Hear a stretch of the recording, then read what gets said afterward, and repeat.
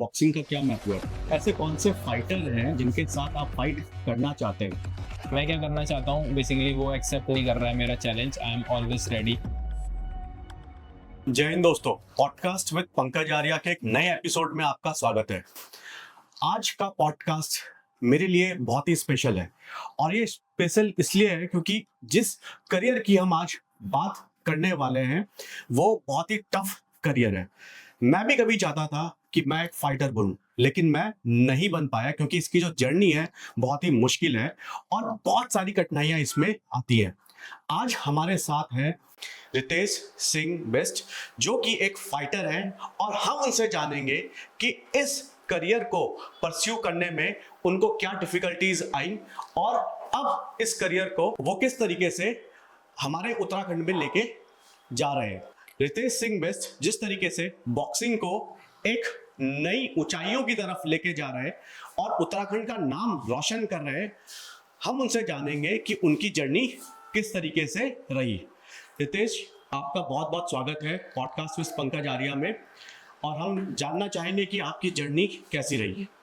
पहले तो आप सभी को नमस्कार और मेरा नाम रितेश सिंह बिस्ट है। लोग मेरे को बीस्टोल यूके के नाम से जानते हैं ज़्यादातर। एंड मैं एक प्रोफेशनल बॉक्सर हूँ। बेसिकली बॉक्सिंग टू टाइप से होती है, एक एमेच्योर बॉक्सिंग होती है, एक प्रोफेशनल बॉक्सिंग होती है।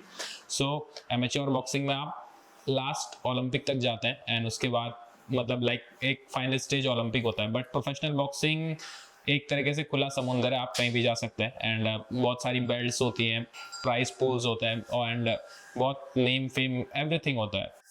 आप कहाँ से बिलोंग करते हैं रितेश? मैं उत्तराखंड के एक गांव से बिलोंग करता हूँ जिसका नाम वाण है और बेसिकली वो चमोली डिस्ट्रिक्ट में आता है। तो किस तरीके से, क्योंकि हमने देखा है कि बेसिकली पहाड़ों में जो जब हम करियर की बात करते हैं तो फौज या फिर होटल मैनेजमेंट की बात सुनने में आती है, लेकिन आपका जो करियर है एज ए बॉक्सर वो एकदम अलग है। तो ये बॉक्सिंग आपके मन में या आपके ख्याल में या अब आप इसको एज अ करियर ले रहे हैं, तो ये आया कैसे? सो बेसिकली हमारा भी पहले जो घर वालों का ड्रीम बोल सकते हैं कि पहले जब लड़का 17.5 का होता है, विलेजेस साइड ज्यादातर माउंटेन साइड, वो आर्मी की तरफ प्रेशर किया जाता है। एंड मेरे को भी आर्मी में जाना था, बट होपफुली नहीं गया और शायद किसी ना किसी से नहीं जा पाया। एंड मेरे को लगता है कि गॉड ने भी यही साइन दिया था कि तू किसी और चीज के लिए बना है। सो मेरे फादर ने मेरे को बॉक्सिंग से इंट्रोड्यूस कराया था, तो तब मैंने बॉक्सिंग के लिए इनरोल किया था। वहां पर से मेरी बॉक्सिंग की जर्नी शुरू होती है।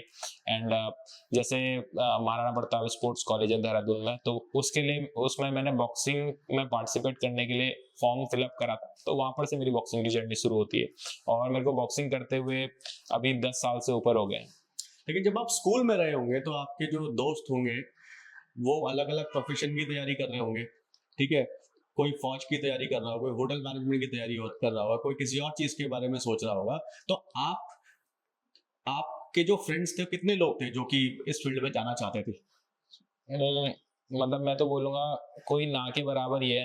हर किसी ने बॉक्सिंग को एज अ मतलब दूसरी जॉब को अपनाने के लिए बॉक्सिंग खेल रहे थे कि उनका स्पोर्ट्स कोटे से सिलेक्शन हो जाए आर्मी में, उनका स्पोर्ट्स कोटे से सिलेक्शन हो जाए बीएसएफ सीआरपीएफ, बिकॉज उनमें स्पोर्ट्स कोटे की भर्ती आती है।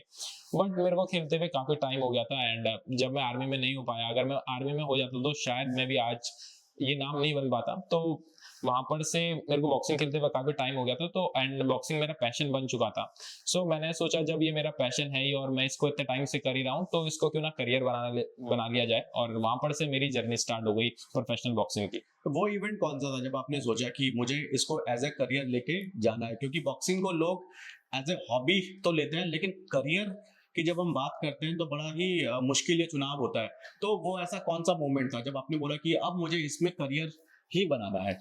So basically end of the day money matters, पैसा मैटर करता है। एंड आप चाहे कितने भी अच्छे नाम पद जो भी होगा, अगर आप अपने घर में 4 पैसे नहीं भेज रहे हो तो आपकी लाइक इज्जत नहीं होगी बेसिकली। एंड सो एक अर्निंग सोर्स करने के लिए या तो आप जॉब कर लो या तो आप बिजनेस कर लो। एंड अब यही मेरी जॉब है, यही मेरा बिजनेस है, तो मैंने एज अ वहां पर से स्टार्ट करा। और मेरा जो फर्स्ट फाइट था वो मैंने तमिलनाडु में खेला था प्रोफेशनल बॉक्सिंग के अंदर। सो वहीं पे से मेरी जर्नी स्टार्ट हुई है। एंड वहां पर मेरे को फर्स्ट अपनी डेब्यू करने का मौका मिला, और जिसमें मैंने नॉकआउट मारा था उस फाइट में, और मेरे को टाइटल भी मिला था। जैसे कि हम देखते हैं आप इंस्टाग्राम पे भी हैं, आपके अच्छे खासे फॉलोअर्स भी है और आप कंट्रोवर्सीज में भी रहते हैं। तो ये कंट्रोवर्सीज बेसिकली क्यों है?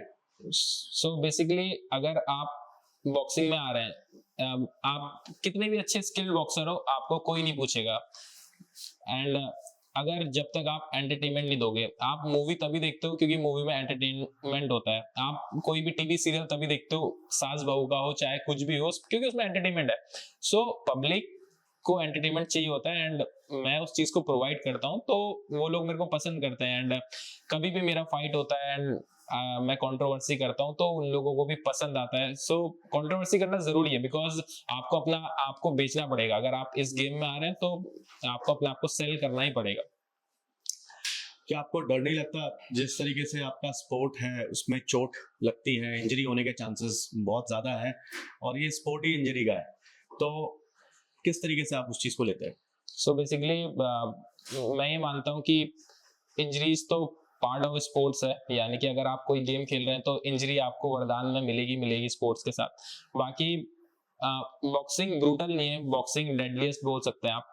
सो जब तक आपका पीक है, आपके अंदर जान है, आप बॉक्सिंग खेल लो। उसके बाद बॉक्सिंग खेलना मतलब आप अपनी जान के साथ खेल रहे हो, बिकॉज इसमें जो भी है पूरा हेड पे पंचेस लगता है, तो ये थोड़ा है गेम। बट हाँ, मेरे अंदर विल पावर है, मेरे अंदर वो माउंटेन रेंज की विल पावर है, एंड एंसेस्टर्स का साथ है। सो मैं चले जाता हूँ, मैं इतना सोचता नहीं हूँ। बाकी तो खेलते भी मैं इतना कुछ सोचता नहीं हूँ इंजरी या इतने डेंजर्स के बारे में। आपके पेरेंट्स किस तरीके से सोचते हैं स्पोर्ट्स को लेके?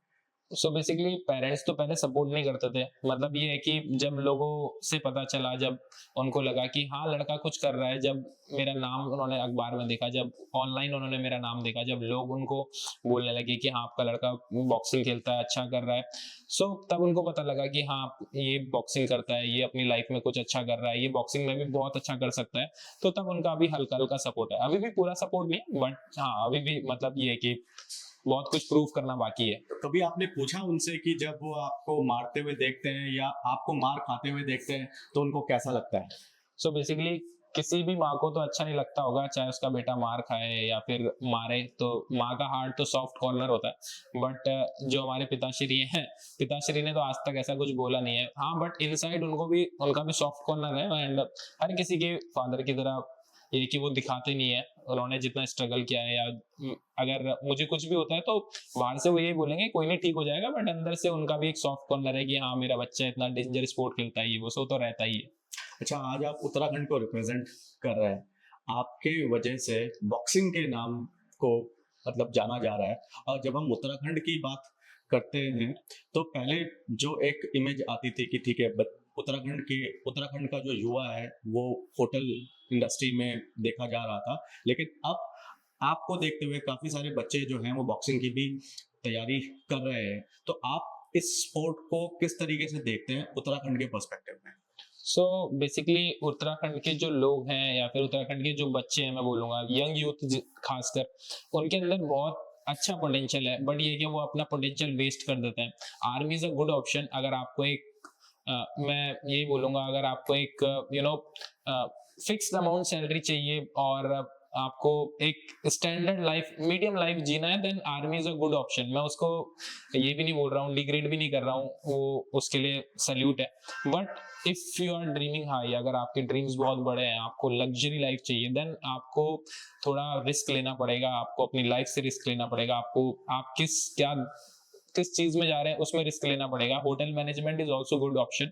आप अगर इंडिया से बाहर जा रहे हैं, देन या वहां पर पैसा ज्यादा रहता है। सो यही है। एंड उत्तराखंड के यूथ के अंदर विल पावर बहुत ज्यादा है, बिकॉज ये माउंटेन रेंज है। एंड आप चाहे आउटसाइडर फाइटर्स देख लो जो रशिया की माउंटेन बेल्ट से आते हैं, जैसे कि दागिस्तान हो गया और रशिया के अदर बेल्ट से, तो उनके अंदर भी वही सेम जीन्स है जो हमारे अंदर है। बट ये है कि सही रोड मैप नहीं है, सही गाइडेंस नहीं है, तो यहाँ के लोग, यहाँ का यूथ जो है वो भटका हुआ है। सो उसको एक राइट रोड मैप पे लेके आने के लिए गाइडेंस बहुत जरूरी है। एंड बहुत सारे लोग मुझे मेरे को देख के जिन्होंने बॉक्सिंग स्टार्ट करी, जब वो लोग मेरे से मिलते हैं, मेरे को बोलते हैं, तो मुझे अच्छा लगता है वो चीज़ कि हाँ, कहीं ना कहीं वो भी अपनी लाइफ में अच्छा कर रहे हैं। और श्योर, अगर मैं अपनी लाइफ में कुछ अच्छा करूंगा तो मैं उनको भी उन मेरे से अच्छा मैं उनको प्रोवाइड करूंगा।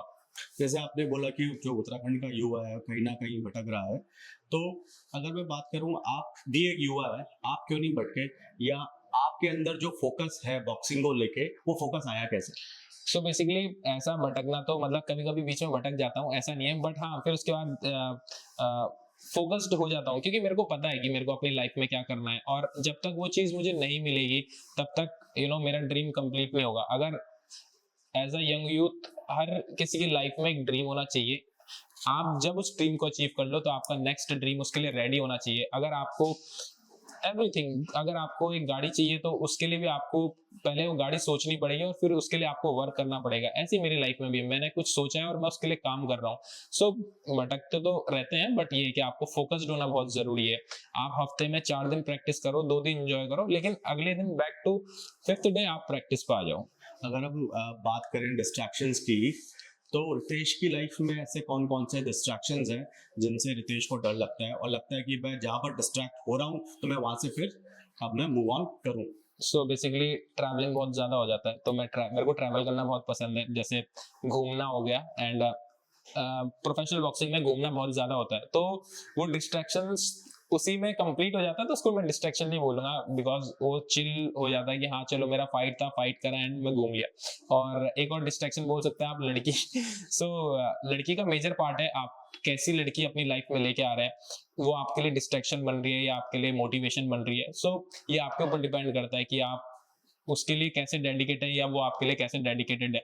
अभी तक मेरे लाइफ में तो ऐसा मतलब कोई मेजर डिस्ट्रैक्शन नहीं आया, बट हाँ कभी कभी डिस्ट्रैक्ट हो जाता हूँ, बट फिर बैक टू द लाइन आ ही जाता हूँ। और अगर हम बात करें रितेश की रिलेशनशिप स्टेटस की, तो क्या कहेंगे, सिंगल या कमिटेड? अभी तो मैं सिंगल हूँ, बट कभी कभी लगता है कि हाँ कमिटेड लाइफ बहुत अच्छी है, बिकॉज मेरे जितने भी आइडल्स हैं उनको देख लेता हूँ, एंड उनको उनके पास भी एक ऐसा पार्टनर है जो सपोर्ट कर रहा है, जो उसको स्ट्रगलिंग मतलब जहाँ से उस बंदे ने स्टार्ट किया वहां से उसको सपोर्ट कर रहा है। तो कभी कभी वो लगता है कि हाँ यार वो पार्ट मेरे लिए मिसिंग है, बट मेरे को लगता है फिर कहीं ना कहीं चलो आगे वो भी मिल ही जाएगा। अगर हम बात करें कि वो क्या क्वालिटीज होनी चाहिए, क्योंकि बॉक्सर की जो लाइफ है वो एक आम इंडिविजुअल से अलग है, ठीक है? तो अगर आप देखते हैं कि आपको किस तरीके की लड़की चाहिए या किस तरीके की गर्लफ्रेंड चाहिए, तो वो उसके क्या पैरामीटर्स होंगे?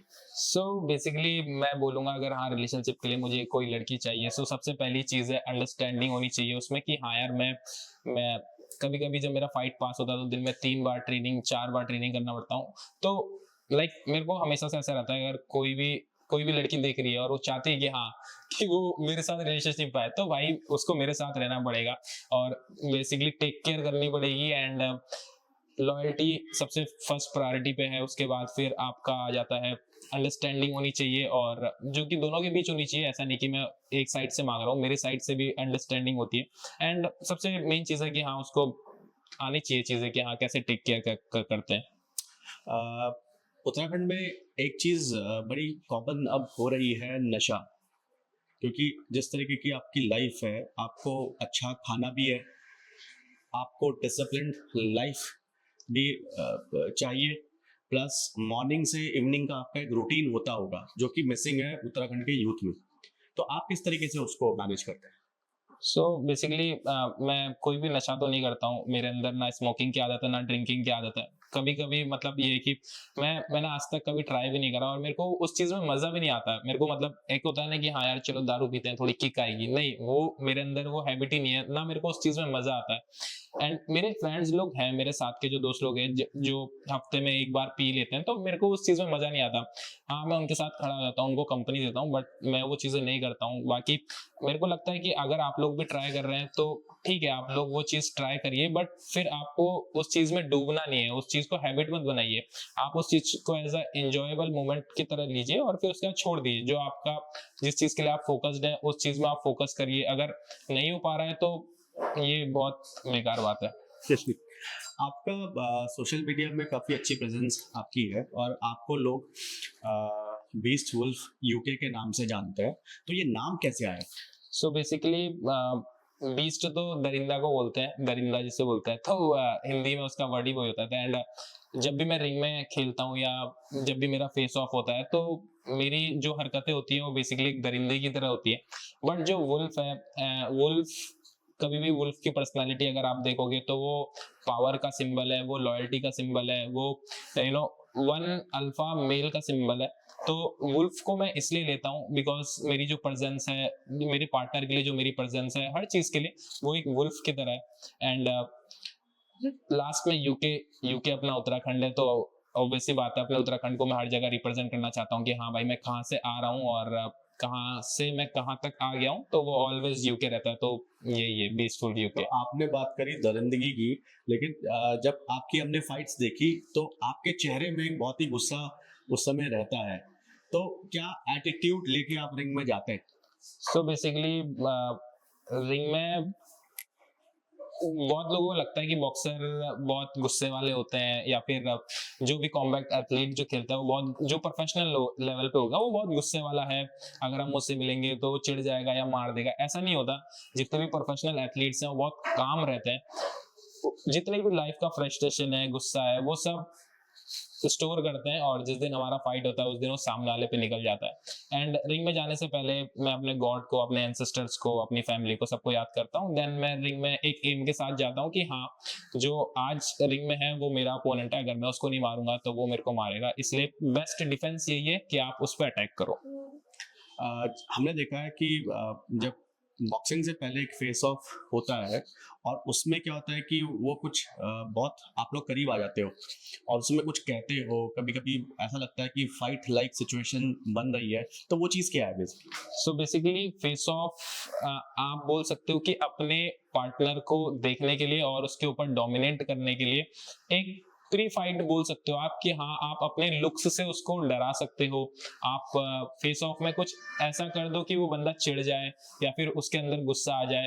और मतलब बेसिकली फेस ऑफ का मतलब यही होता है कि आप एक दूसरे का फेस देख सको और फाइट के लिए रेडी रह सको। तो आप फेस ऑफ में कुछ भी कर सकते हो। आपको उसको मारना है, आप मार सकते हो, बट ये होता है कि आप ज्यादा डेंजर नहीं करना होता। वो तो आपके ऊपर बात है कि आप क्या कर सकते हो। आपको गले मिलना है, आपको उसे कुछ गिफ्ट करना है सो अभी तक, या फिर आपको उसे पोक करना है, आपको मारना है, तो ये सब चीजें फेस ऑफ में चलती है।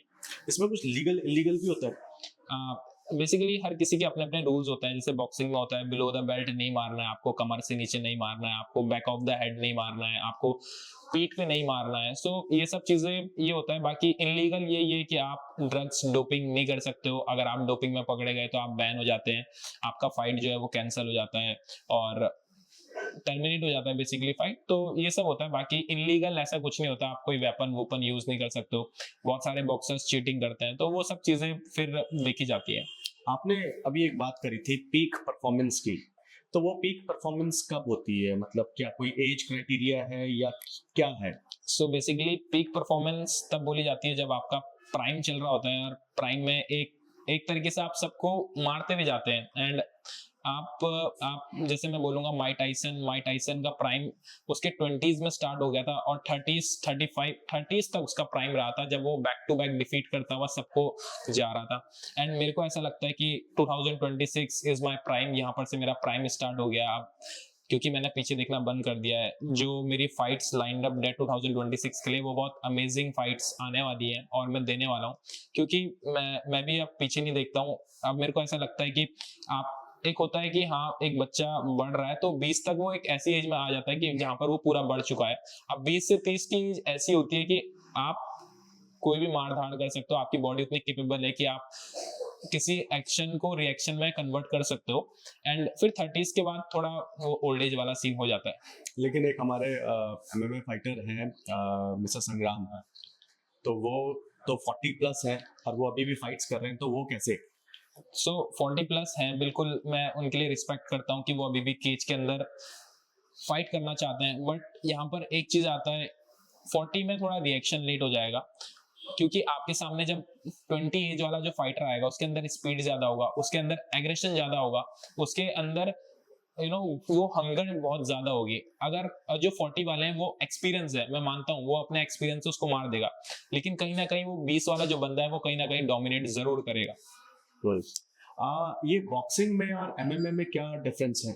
So basically MMA is mix martial art, जिसमें आप किक्स चलाते हो, आप पंचेस चलाते हो, आप ग्रैपलिंग चलाते हो, आप एल्बोज का यूज कर सकते हो। एंड जो एमएमए है वो बहुत ब्रूटल है, मतलब आपने अगर सामने वाले का हाथ मोड़ दिया या टांग मोड़ दी तो वो डेफिनेटली टूट ही जाएगी। और but boxing is very dangerous game, क्योंकि इसमें आप सारे अटैक्स अपने हेड पे लेते हो, और अगर एक भी पंच, क्योंकि अगर आप देखा जाए स्पोर्ट्स इंडस्ट्री में तो सबसे डेडलीस्ट अभी तक जो डेड हुए हैं वो बॉक्सिंग में ही हुए हैं, बिकॉज उनके जो ब्रेन पे लगा है, कोई पैरालाइज हो गया है, कोई ऑन द स्पॉट डेड हो जाते हैं। एंड अभी बहुत सारे सिनेरियो हैं जो मैं बता नहीं सकता हूँ, तो लोग डर जाते हैं, बट ये है कि बॉक्सिंग बहुत डेंजरस है।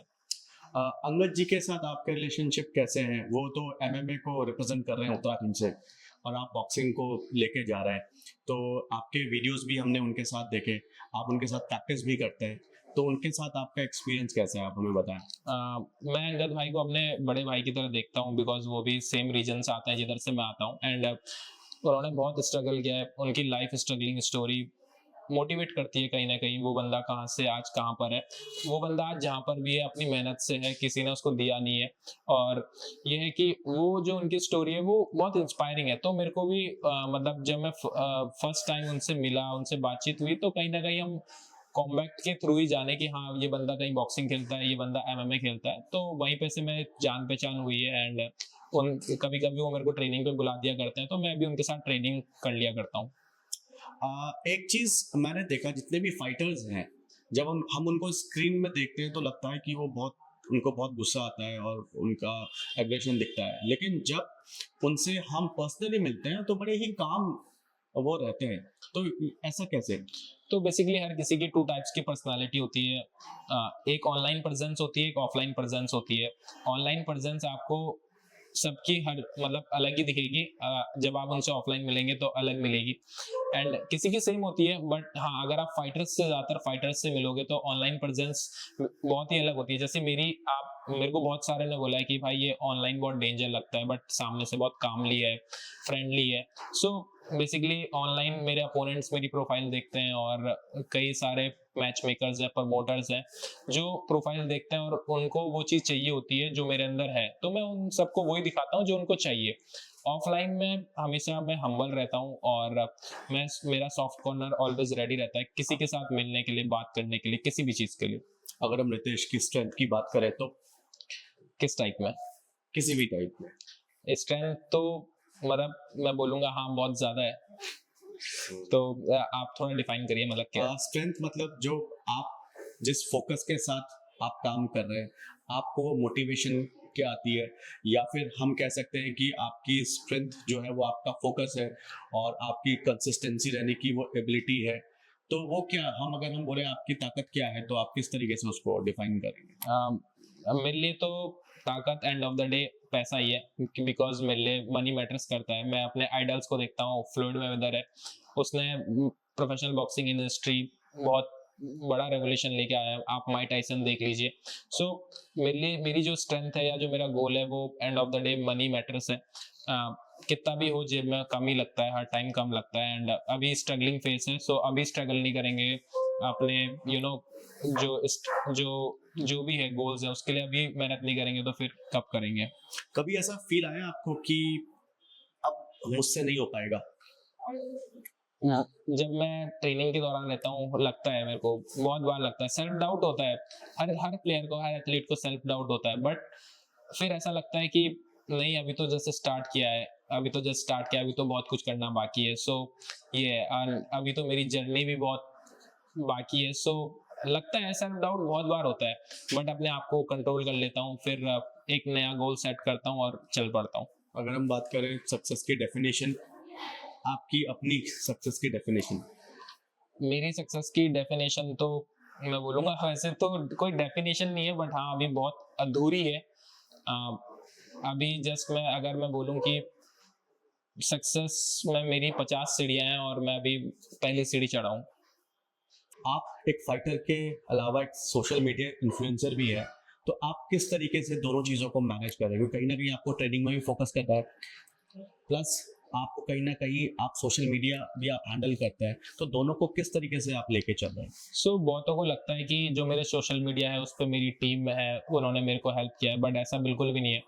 मैं जीरो से यहाँ पर तक सेल्फ बिल्डअप तो मैंने अपने सोशल मीडिया पे खुद काम किया है, एंड मैंने अपने बॉक्सिंग पे भी अलोन काम किया है। मेरे को अभी जाके अराउंड 3 साल पहले मेरे को बॉक्सिंग में मेरे को मेरी टीम मिली होगी, जो मेरी फाइट्स देखती है, जो मेरे लिए फाइट्स ढूंढ के लाती है, जो मेरे मैच फिक्स करती है। बट या स्टिल अभी भी ऑनलाइन जो है वो मैं सिंगल ही हैंडल करता हूँ। स्ट्रगल है, बट ये है कि अगर आपको कुछ चीज चाहिए तो करनी पड़ेगी। आपके अपकमिंग प्रोजेक्ट्स क्या है, या अपकमिंग फाइट्स आपकी कहाँ कहाँ होने वाली है, कुछ आप बताएं? सो अभी तो मेरा फर्स्ट फैब को बैंगलोर में होने वाला है, जो अभी रिसेंटली कंफर्म। तो मैं बेसिकली वो फाइट मेरे लिए वार्म अप फाइट है, वो मैं इतनी एक्सट्रीम फाइट नहीं है, या फिर वो अपोनेंट इतना एक्सट्रीम नहीं है, बट मैं अपने किसी अपोनेंट को कम नहीं समझता हूँ। अगर वो रिंग में एंटर कर रहा है तो वो भी जीतने के लिए एंटर कर रहा है। एंड बट ये है कि ये मेरे हिसाब से मेरी वार्म अप फाइट है, और इसको मैं इजिली विन करूंगा। ये मतलब ओवर कॉन्फिडेंस नहीं है, ये सेल्फ कॉन्फिडेंस बोल सकते हैं आप। एंड इसके बाद अभी बहुत सारी, मतलब ये है कि अभी मेरे पास कोई लिस्ट नहीं आई है फाइट्स कहाँ पर, बट मैं इतना डेफिनेटली हूँ, तो 2026 में मैं इंडियन ऑडियंस को बहुत बहुत हाई लेवल की फाइट्स दूंगा, चाहे वो बॉक्सिंग के अलावा अनदर प्लेटफॉर्म्स में भी मैं जल्दी आपको दिखूंगा, चाहे वो केज के अंदर हो, चाहे वो ऑक्टागन के अंदर हो। आप बीस्ट वुल्फ के ब्रांड को आप लेके चलते हैं, वो मौका कब आएगा जब हर किसी को ब्रांड पहनने का मौका मिलेगा? वो भी उस उन सब चीजों पर अभी काम कर रहा हूँ मैं। अभी अगर आप में से कोई है ऐसा जो देख रहा होगा इस पॉडकास्ट को या फिर इस क्लिप को, और वो चाहता है कि हाँ, वो काम किसी भी फील्ड में वो अच्छा है, चाहे वो क्लॉथिंग के फील्ड में, चाहे वो स्टार्टअप के फील्ड में, चाहे वो ब्रांडिंग के फील्ड में, तो वो रीच आउट कर सकता है, क्योंकि मेरे भी बहुत सारे प्लान्स लाइंड अप हैं इस नाम को ब्रांड में बदलने के लिए। बहुत क्लियर। अगर हम बात करें आपके डेली रूटीन की, तो आप किस तरह, क्योंकि बहुत सारे युवा आपकी तरह बनना चाहते हैं, लेकिन उनको ये भी पता होना चाहिए कि आपका डेली रूटीन क्या, आप कितने बजे सुबह उठते हो, आप कितने बजे सोते हो, आप क्या करते हो, आप क्या नहीं करते हो, तो वो आप प्लीज बताएं। सो बेसिकली वही जो मेरा डेली रूटीन है और जो मैं आप लोगों को बताऊंगा, ये है कि एक गिलास में उतना ही पानी आएगा जितना उस गिलास में आता है। सो ओवर ट्रेनिंग करके कोई फायदा नहीं है। मैं मॉर्निंग में उठता हूँ, एंड ऐसा नहीं है कि मॉर्निंग में सुबह 4 बजे, नहीं भाई, मैं 4 बजे नहीं उठता हूँ, मैं उठता हूँ 8 बजे और 7 बजे, जितने बजे भी मेरी आँख खुलती है। उसके बाद मैं रनिंग करता हूँ, अपना पहला 5 से 10 किलोमीटर रनिंग है। रनिंग के बाद फिर थोड़ा सा बेसिक्स को करता हूँ, एंड उसके बाद फिर अपना मॉर्निंग का ब्रेकफास्ट। एक हेल्दी लाइफस्टाइल बहुत जरूरी है, आप अच्छा खाओगे तभी आप एक अच्छी परफॉर्मेंस दे पाओगे, ये बात ध्यान रखना। अगर आप जंक खाओगे तो आप किसी भी परफॉर्मेंस में जंक ही रह जाओगे। सो नीट एंड क्लीन डाइट लो, उसके बाद फिर अपना रेस्ट को पूरा करो, या फिर उस बीच जो भी आपके काम्स हैं, जो भी आपका बिजनेसेस है, साइड बिजनेसेस है, उसको कंप्लीट करो। एंड देन उसके बाद आफ्टरनून में दोबारा ट्रेनिंग करता हूँ, एंड नाइट में वही सेम अपनी डाइट लेके सो जाता हूँ। और जब बात करूँ मेरी फाइट्स रहती है, और उस टाइम पे 3 टाइम की ट्रेनिंग हो जाती है। तो मॉर्निंग ट्रेनिंग होता है, मॉर्निंग थोड़ा ट्रेनिंग को जल्दी शेड्यूल कर लेता हूँ, फिर डाइट एंड ऑल। उसके बाद फिर दिन में एक ट्रेनिंग और डालता हूँ, मिड डे ट्रेनिंग, जो कि होता है 12 बजे से, और फिर इवनिंग की 6 बजे से ट्रेनिंग नाइट तक। तो ऐसे करके 3 पार्ट्स में ट्रेनिंग डिवाइड हो जाती है। जो लोग आपसे ट्रेनिंग लेना चाहते हैं या आपकी तरह बनना चाहते हैं, क्या कुछ उस तरीके के प्रोजेक्ट्स भी आपके माइंड में हैं? सो बेसिकली बहुत सारे लोग मेरे को बोलते हैं कि हमको ट्रेनिंग दे दो, हमको ट्रेनिंग दे दो, बट मैं वही बोलता हूँ, भाई मैं कोच नहीं हूँ, मैं प्लेयर हूँ। एक अच्छा प्लेयर एक अच्छा कोच नहीं बन सकता, और एक अच्छा कोच एक अच्छा प्लेयर नहीं बन सकता। सो यही बात मैं हर किसी को बोलता हूँ। एंड इससे रिलेटेड जो भी ट्रेनिंग सेंटर है हम प्लान कर रहे हैं, वो ये, अभी मेरे को उन सही लोगों के साथ मेरा मैचअप नहीं हुआ है कि मैं वो चीज़ प्लान कर सकूं, बट मेरे माइंड में बहुत सारे आइडियाज़ हैं जिस पे मेरे को काम करना है। एंड जैसे वो लोग मेरे को मिलेंगे, राइट टाइम पे वो लोग मेरे को मिलेंगे, तो देन डेफिनेटली मैं आप सब लोगों के लिए भी प्लेटफॉर्म क्रिएट करूंगा। जबकि आधा काम शुरू हो चुका है, उत्तराखंड के लोग बहुत सारे, बिकॉज यहाँ पर गाइडेंस की बहुत कमी है, वो मैंने देख लिया, क्योंकि मेरे को भी सही गाइडेंस नहीं मिली है।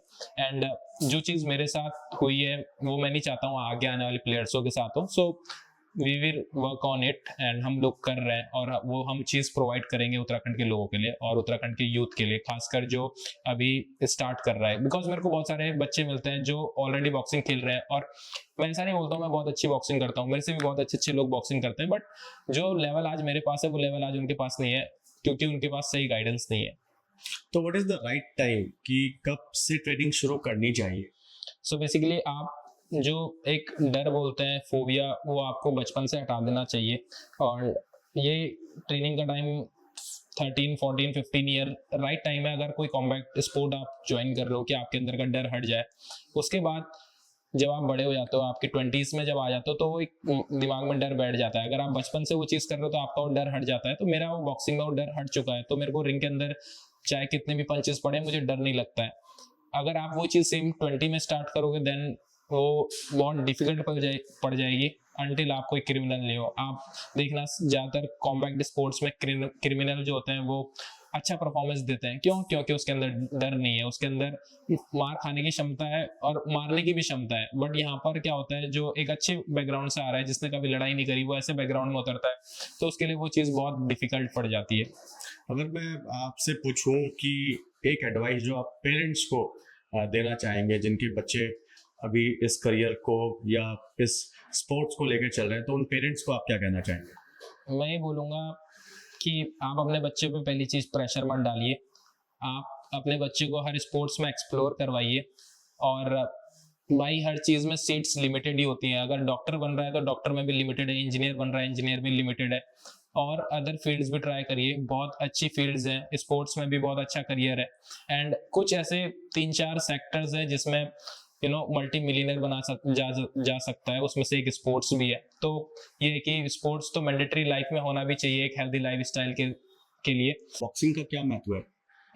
Self defence very important. आप देख रहे हो आजकल चाहे लड़का हो या चाहे लड़की हो, अनसेफ है, को कुछ नहीं पता कब कौन से मोड़ पे कौन खड़ा है। सो आपको सेल्फ डिफेंस के लिए एक कॉम्बैट स्पोर्ट की ट्रेनिंग आनी ही चाहिए, ताकि आप अपना डिफेंस कर सको। अगर सामने वाला कोई भी ऐसा बंदा है कि जो आपके साथ जबरदस्ती कर रहा है, आपके ऊपर हावी हो रहा है, तो आप अपने आप को डिफेंड कर सको, आप अपनी जान बचा सको। And it's a best for physical activity. आपको इम्यूनिटी स्ट्रांग करेगा, आपकी हेल्थ स्ट्रांग होगी एंड यू फील गुड।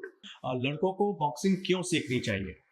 तो बेसिकली लड़कों में बहुत चुल होती है फाइट करने की, लड़ाई झगड़े करने की। तो मैं बोलूँगा अगर आप अपने बच्चों को या लड़के को एक कॉम्बैट स्पोर्ट में डाल रहे हो तो वो अपना गुस्सा उधर निकाल देगा। तो वो देखते हैं आज स्कूल के बाहर लड़ाई चल रही है, स्कूल के स्ट्रीट फाइट हो रही है, या बच्चा लड़के आ जा रहा है, तो एक जो कॉम्बैट एथलीट होता है वो अपना सारा गुस्सा जो है वो रिंग में निकाल लेता है, एंड जो कि सेफली भी होता है, एंड उसका माइंड वहां पर से रिलैक्स भी हो जाता है। फ्रस्ट्रेशन जो होती है वो सब निकाल सकता है। सो इसके लिए हर किसी को कॉम्बैट एथलीट या फिर बॉक्सिंग ज्वाइन करनी चाहिए। अगर मैं बोलूँ कि लड़कियों को बॉक्सिंग क्यों सीखनी चाहिए? सेल्फ डिफेंस, बिकॉज लड़कियां अगर बॉक्सिंग सीखेंगी उनके अंदर सबसे पहली चीज जो है वो स्ट्रेंथ आएगी, एंड वो माइंडसेट आएगा, एंड सेल्फ कॉन्फिडेंस आएगा कि हाँ मैं बॉक्सिंग करती हूँ तो मेरे को ऐसा कोई डर नहीं है, मैं कहीं भी फ्रीली जा सकती हूँ। सो वो चीज़ मेजर पार्ट है, एंड सबसे बड़ी चीज़ है कि आप खुद स्ट्रांग फील करेंगे अंदर से। अगर हम बात करें रितेश के लाइफ पार्टनर की, तो जो रितेश के लाइफ पार्टनर आएंगी तो वो बॉक्सिंग फील्ड से ही होंगी क्या? हो सकती है। मैं अभी तक तो मतलब मेरे को ऐसा चाहिए भी कि जो मेरे को प्रैक्टिस भी करा सके, एंड जो मुझे ट्रेनिंग करा सके और हर फाइट्स में मेरे साथ चल सके, जिसको ऐसे फाइट्स देख के डर ना लगता हो, और जो सही गाइडेंस भी कर सके। तो अगर होगी तो वो मेरे लिए और अच्छी अपॉर्चुनिटी है कि हाँ वो फाइट खेलती है। अगर वो नहीं भी खेलती होगी तो मैं उसको सिखा दूंगा।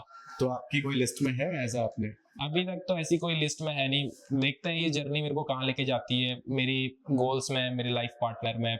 Let's see. रितेश, ऐसे कौन से फाइटर हैं जिनके साथ आप फाइट करना चाहते हैं? सो बेसिकली अभी इंडिया की बात बताऊं तो भाई मैं बॉक्सर राठी के साथ फाइट करना चाहता हूं। मैं क्या करना चाहता हूं, बेसिकली वो एक्सेप्ट नहीं कर रहा है मेरा challenge. I am always ready, and उसको मैंने बहुत बार कॉल आउट भी कर दिया है। सो उसको ये बोला है कि जितना फाइट पर्स वो मांगेगा उस फाइट पर्स के लिए हम लोग रेडी है, एंड मुझे समझ नहीं आ रहा है वो क्यों बैक ऑफ कर रहा है। और ये लोग फाइट देखना भी चाहते हैं एंड बहुत अच्छी टिकट सेलिंग भी होगी। बाकी इंटरनेशनल अपोनेंट की बात करूं, सो मेरा था कि मैं जैक पॉल से फाइट करूं एंड बट ये कि अभी रिसेंटली वो उसका जॉ टूट गया है। सो एक और फाइटर है सॉल्ट पापी, उसको भी मैंने काफी बार चैलेंज किया बट उधर से भी कोई रिस्पांस नहीं आया। So like I am always ready to fight anybody. और ऐसे कौन से फाइटर्स हैं जिनकी फाइट देख के आपको मजा आता है? सो बेसिकली इंडिया में मैं फाइट देखना चाहूंगा नीरज गोयल भाई की, इंटरनेशनल अपोनेंट से सेम, चाहे वो जैक पॉल हो, KSI हो या फिर कोई भी एथलीट हो उनकी वेट कैटेगरी में, बिकॉज वो बहुत अच्छी और एंटरटेनिंग फाइट देते हैं और पूरे इंडिया को पसंद भी आती है। और वही एक ऐसा बंदा है जिसने अभी प्रोफेशनल बॉक्सिंग, इंडिया की प्रोफेशनल बॉक्सिंग को ग्लोबल स्टेज पे परफॉर्मेंस दिलवाई है और दिखाया है कि हाँ भाई इंडिया वाले भी कम नहीं है। और उनकी फाइट हुई थी माइक टायसन के अंडर कार्ड में, सो ये बहुत बड़ी बात है। अच्छा, ऐसा क्यों है कि उत्तराखंड कॉम्बैट स्पोर्ट्स में ग्रो नहीं कर पा रहा है? वो ये उत्तराखंड के पास सही रोड मैप नहीं है, सही गाइडेंस नहीं है उनके, खासकर यूथ के पास। यहाँ के लोगों को सिर्फ कुछ अपॉर्चुनिटीज दिखती हैं, एक सेफ जॉब जो कि होता है आपको सरकारी जॉब पकड़ लो, और एक हो गया होटल मैनेजमेंट एंड, लेकिन ये कि बहुत चीज़ें अभी उत्तराखंड के लोगों को एक्सप्लोर करनी बाकी है। हमारे बहुत सारे उत्तराखंड के लोग, मैं लोगों को कुछ ऐसा नहीं बोल रहा हूँ बट ये बोल रहा हूँ कि आप अपने बच्चों को और चीज़ों में भी एक्सप्लोर करवाइए। उत्तराखंड के बहुत सारे लोग जो बाहर सेटल हो चुके हैं और उत्तराखंड वापस ही नहीं आए, क्यों? क्योंकि वहाँ पर उनको इन्वायरमेंट पसंद आ गया है, वहाँ पर की फैसिलिटीज पसंद आ गई है। तो अब जो फैसिलिटी आपको उधर नहीं मिलेगी तो जाहिर सी बात है लोग आउट ऑफ इंडिया शिफ्ट हो ही जाएंगे। एंड कोई भी है बहुत सारे उनकी कम्युनिटीज में मैं हूँ, मैंने देखा है। तो इसलिए मैं बोल रहा हूँ अभी लैक ऑफ एजुकेशन तो नहीं बोलूँगा, पर हाँ गांव के साइड लैक ऑफ एजुकेशन है और लैक ऑफ रोड मैप है और लैक ऑफ राइट गाइडेंस है। अगर एक मैसेज आपको उत्तराखंड गवर्नमेंट को देना पड़े तो वो क्या होगा? उत्तराखंड गवर्नमेंट तो करप्टेड है, मेरे को ऐसा लगता है, बिकॉज मेरे को कोई सपोर्ट नहीं मिला है। तो जब मेरे को सपोर्ट मिलेगा मैं उनके लिए स्टैंड लूंगा। मुझे कोई सपोर्ट नहीं मिला तो मैं उनके लिए स्टैंड भी नहीं लूंगा। हर फील्ड में मेरे को करप्शन दिखा है, करप्टेड दिखी है। ये उत्तराखंड गवर्नमेंट की बात नहीं है, मेजरली गवर्नमेंट मैंने ऐसी देखी है। आप हरियाणा से बोलते हो, हरियाणा से इतने सारे एथलीट निकल रहे हैं, इसलिए निकल रहे हैं क्योंकि वहाँ वो सारी फैसिलिटीज प्रोवाइडेड है। यहाँ पर वो फैसिलिटीज प्रोवाइडेड नहीं है। आप यहाँ पर देख लो, सरकार ने एक ही सेंटर खोला है, वो भी प्राइवेट बंदे ही चलाते हैं। मेजरली आप देखो सारे प्राइवेट एकेडमीज हैं यहाँ पर, गवर्नमेंट एकेडमीज तो हैं, वो भी इक्की दुक्की, उसमें भी पूरी फैसिलिटीज प्रोवाइड नहीं है, तो उसे करप्शन ही बोलूंगा। अगर ऊपर से 10 लाख आ रहा है तो यहाँ एकेडमी में 1 लाख जा रहा है। ये सब चीजें हो रही हैं उत्तराखंड में। और लास्ट में मैं ये कहूंगा कि अगर किसी को रितेश से रीच आउट करना है तो किस तरीके से कर सकते हैं? मैं हर किसी का रिप्लाई करता हूँ, हाँ, अनटिल वो मेरे को परेशान ना करे।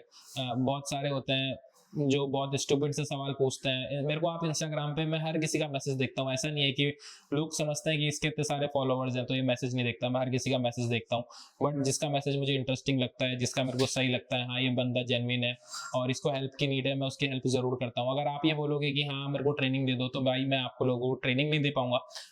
बहुत सारे बोलते हैं मुझे बॉक्सिंग स्टार्ट करना है, तो आप स्टार्ट करिए, आप एक बेसिक एकेडमी से स्टार्ट करिए। मैं आपको हाथ पकड़ा के स्टार्ट नहीं करवाऊंगा। सो ये है कि आप कोई भी क्वेश्चन होगा, आप जेन्युइन लगेगा, हाँ हेल्प मैं बिल्कुल करूंगा। आप मेरे को इंस्टाग्राम पे DM कर सकते हैं। और कभी अगर आपके साथ प्रैक्टिस करने का मन हो तो वो कैसे? बिल्कुल, मैं कभी किसी को मना नहीं करता हूँ। मैं देहरादून में AK बॉक्सिंग में अपना workouts, mostly workout AK boxing में करता हूँ। एंड वहाँ पर भी और बहुत सारे बॉक्सर प्रैक्टिस करते हैं और बहुत सारे बॉक्सर्स ऐसे हैं जो आउट ऑफ उत्तराखंड से आ रखे हैं। कोई हरियाणा से आया है, कोई यूपी से आ रखा है, कोई बिहार से आ रखा है। तो मैं उनसे मिला हूँ, वो लोग मेरे को बोलते हैं कि अरे भैया हम आपकी वीडियो देख के आए हैं। सो मुझे वो चीज़ अच्छी लगती है कि हाँ अगर आप लोग अच्छा कर रहे हो तो मैं भी आप लोगों को सपोर्ट करूंगा। अगर आप लोग इनिशिएटिव नहीं लोगे तो फिर मैं कहाँ से सपोर्ट करूंगा? मैं आपको बिस्तर से खड़ा तो करूंगा नहीं, आपको खुद ही खड़ा होना पड़ेगा। बहुत बहुत धन्यवाद रितेश, पॉडकास्ट विद पंकज आर्या में आने के लिए। और हम चाहेंगे कि आप फिर से इस पॉडकास्ट में आए और जो हमारे व्यूअर्स हैं उनको बताएं, क्योंकि आज जो आपने चीज़ें हमें बताई, हमें बहुत कुछ सीखने को यहाँ मिला है। और हम चाहेंगे कि आप इस तरीके को और हम चाहेंगे कि आप इसी तरीके से उत्तराखंड का नाम आगे लेके जाएं। धन्यवाद। आपका बहुत बहुत शुक्रिया मेरे को इस पॉडकास्ट में बुलाने के लिए। ये पॉडकास्ट एक लाइक इम्पोर्टेंट जरिया बोल सकते हैं कि आप लोगों तक मैसेज पहुंचाने के लिए। और आपने देखा होगा कि मैं अभी तक बहुत बार मनी टॉक्स बोल रहा हूँ बिकॉज मेरे लिए पैसा मैटर करता है। मैंने गरीबी देखी है तो मेरे लिए वो पैसा मैटर करता है। मेरे को पता है कि दुनिया पैसे से ही चलती है। सो इसलिए मैं मनी बहुत ज़्यादा बोल रहा था, आप लोगों को लग रहा होगा। सो यही है and thank you so much. मैं आप लोगों की हेल्प के लिए ऑलवेज अवेलेबल हूँ। एंड जैसा जो मैं उत्तराखंड में मिस आउट कर रहा हूँ, मैं वो चीज़ें उत्तराखंड में लेके आऊँगा सुपर सून। जैसे मेरे को फैसिलिटीज़ प्रोवाइड होंगी तो मैं भी यहाँ पर भी फैसिलिटीज़ प्रोवाइड करूँगा। Thank you. Thank you so much.